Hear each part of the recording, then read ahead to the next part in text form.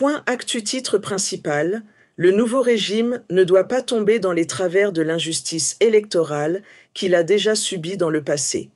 Il s'agit d'une interview avec Mandiaye Cissé, président de l'ONG 3D. Il met en garde le nouveau régime contre les injustices électorales, dénonçant la dissolution électorale et la manière dont le corps électoral a été convoqué. Il critique également le manque de concertation avant la publication de la date du scrutin et l'asymétrie d'information entre les candidats. Aïda Bodji annonce son soutien à Ousmane Sonko. Retour des libéraux, PDS, APR et Rewmi forment une grande coalition. Yor bi-titre principal, une surfacturation de 4,407 664 768 francs CFA. Le journal parle d'un projet d'électrification rurale impliquant l'achat de poteaux en béton par AEE Power Sénégal. Il est question d'une surfacturation de plus de 4 milliards de francs CFA concernant ces achats, avec des comparaisons de prix par rapport aux normes. Le président Bassirou Diomaye Faye plaide pour une réforme des institutions internationales. Lat Diop et la fin des outrances et de la défiance. Walf Quotidien.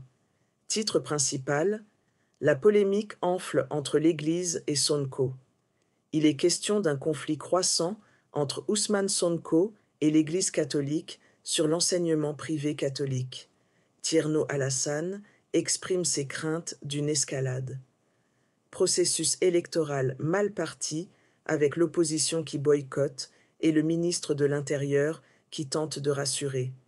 Jackson fait oublier Osimhen, double buteur contre West Ham.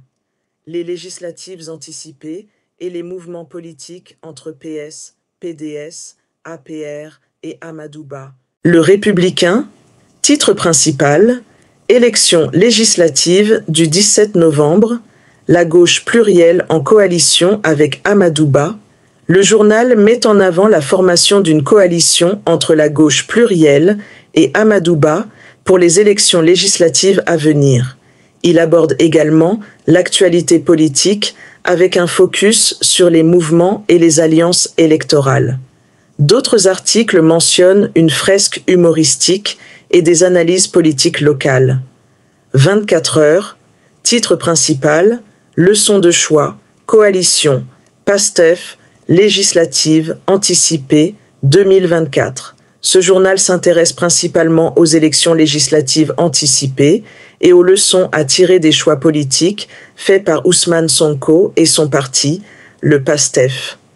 D'autres sujets abordent la posture de l'opposition ainsi que les stratégies des principaux acteurs politiques comme Amadouba. Une autre mention importante concerne le Parti socialiste qui s'allie à Amadouba, le quotidien. Titre principal, préparatifs des législatives en ébullition. Le journal décrit l'effervescence autour des préparatifs des élections législatives. Il met en lumière les alliances entre le PDS, l'APR et la coalition des 30 partis de la gauche soutenant Amadouba. L'actualité inclut également des questions sociétales comme le port du voile dans les écoles et des faits divers tels qu'une perquisition au domicile de Farba Ngom.